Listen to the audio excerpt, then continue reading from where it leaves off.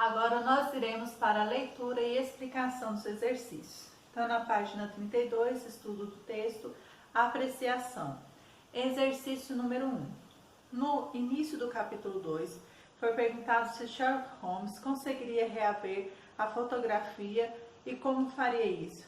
Suas hipóteses se concretizaram? Então, aí, fizemos essas perguntas oralmente, lá no início do primeiro vídeo, e aí respondemos, oralmente. Então, houve esse embate aí entre os dois personagens, então, que é Sherlock Holmes e a Irene Adler. Então, aí ficou aí, você vai concretizar, se suas hipóteses concretizaram aí. Então, você vai responder aqui. Exercício número 2. Você gostou da conclusão da narrativa? Então, no final do desfecho aí, você gostou dessa conclusão aí? Também irá responder aí, certo? 3. O que achou do desempenho do detetive? Converse com os colegas. Então, você irá aí conversar individualmente aí, e responder essa primeira parte aí apenas, se você gostou aí, sim ou não, do desempenho do detetive, tá?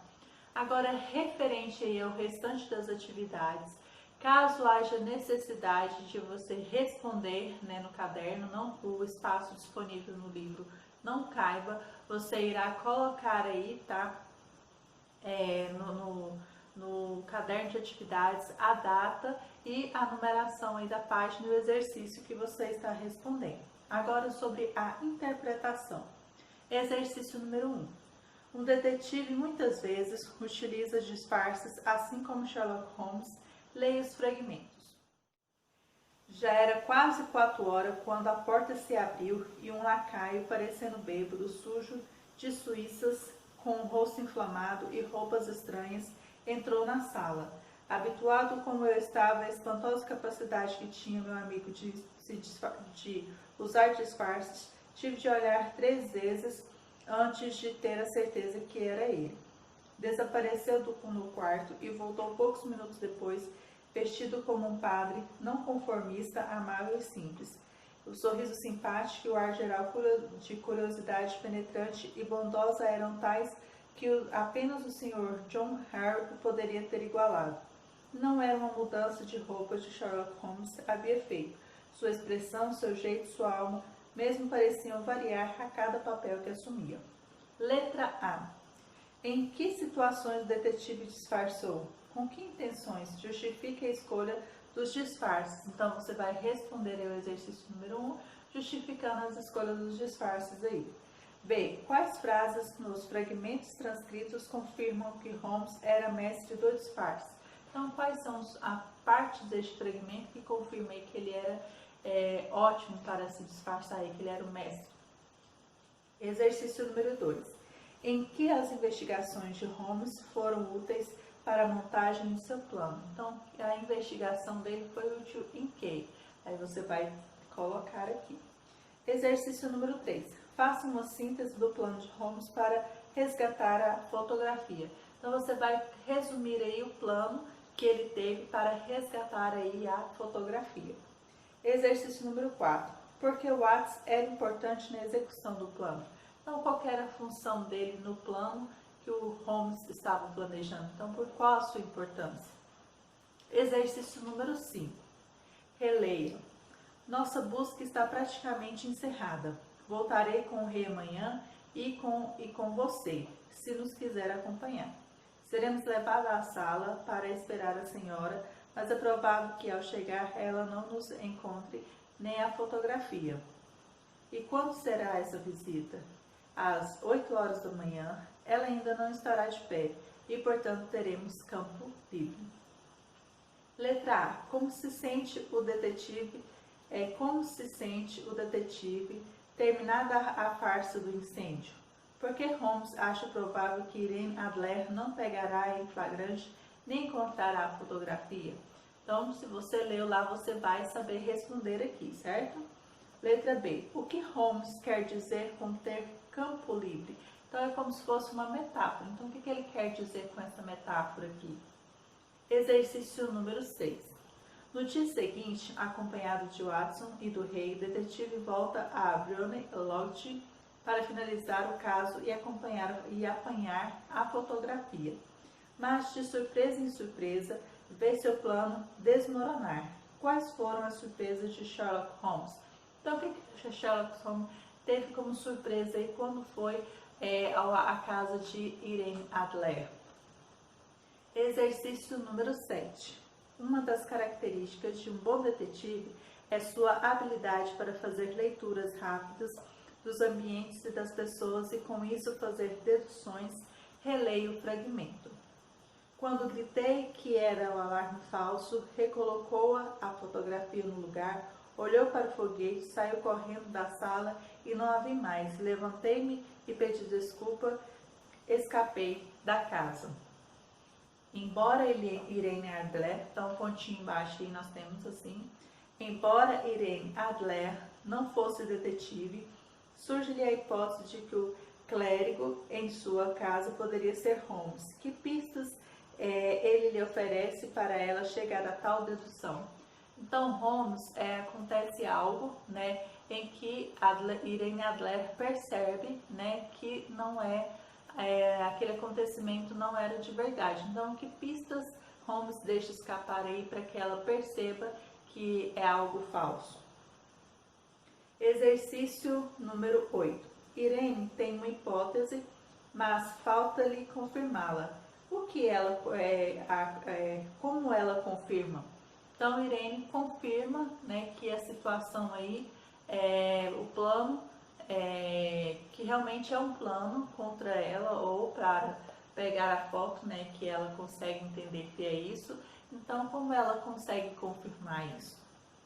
Exercício número 9. Você percebe semelhanças de personalidade entre Sherlock Holmes e Irene Adler? Então, se você consegue perceber aí essas personalidades entre os dois, né, as características que os dois possuem, e aí você vai colocar aí. Exercício número 10. Como Irene humilhou o grande detetive? Então, tem uma forma aí, né, que vocês já vão compreender após a leitura. Então, de que forma ela humilha o detetive? Exercício número 11. Além de Holmes, o rei da Boêmia também é humilhado. Como? O que Irene insinua ao deixar-lhe um belo retrato? Então, também, né, podemos compreender aí, através da leitura, né, do conto, como o rei foi humilhado e por que ela deixa a foto dela, né, direcionada ao rei.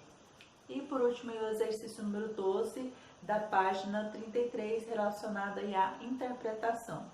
Esse conto apresenta um final surpreendente, que difere da maioria dos contos de detetive.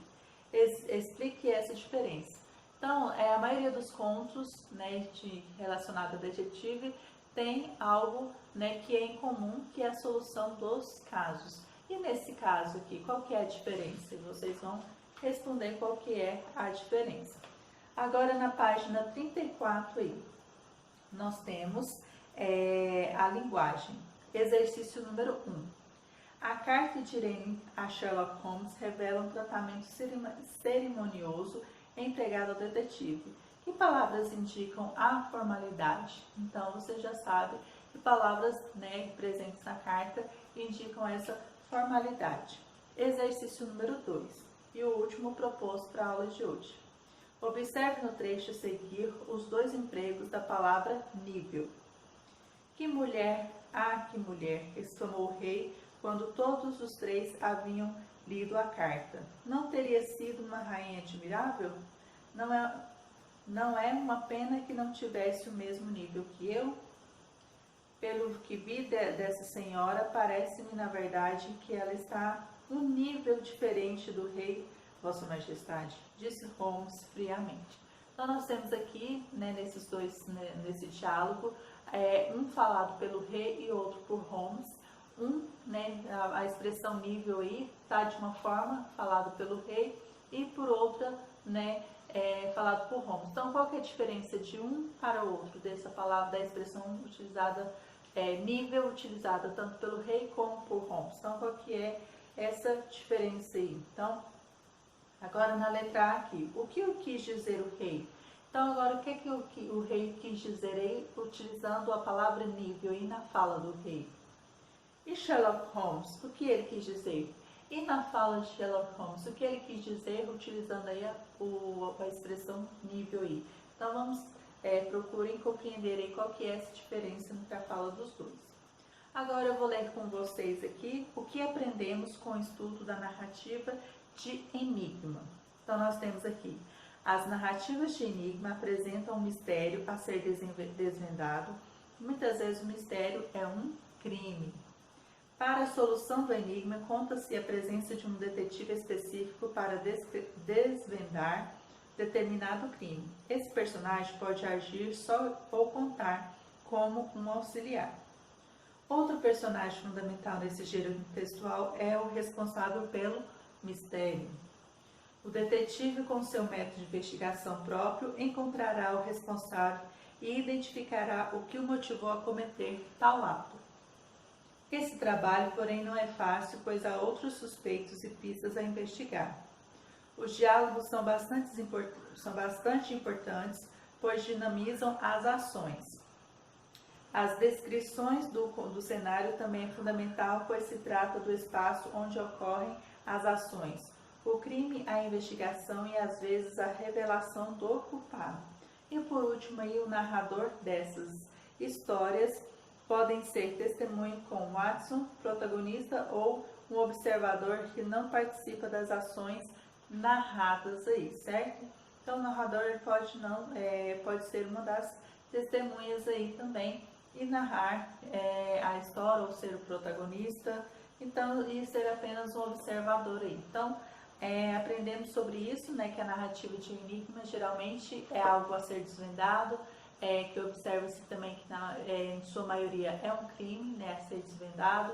Tem esses mistérios, né, de recorrer aí às investigações, de ir atrás dos suspeitos. Então a narrativa de enigma é voltada, né, para isso. Então nós acabamos de fazer aí esses exercícios, né, referente aí, é como se fosse a última parte, porque o conto, né, ele é maior do que foi apresentado para vocês, porque foram cortadas algumas partes, né.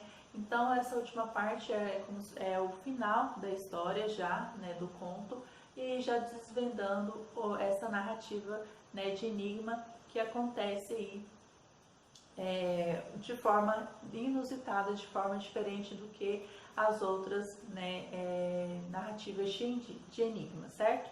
Então vamos prosseguir com a correção, tá, dos exercícios propostos para a aula de hoje.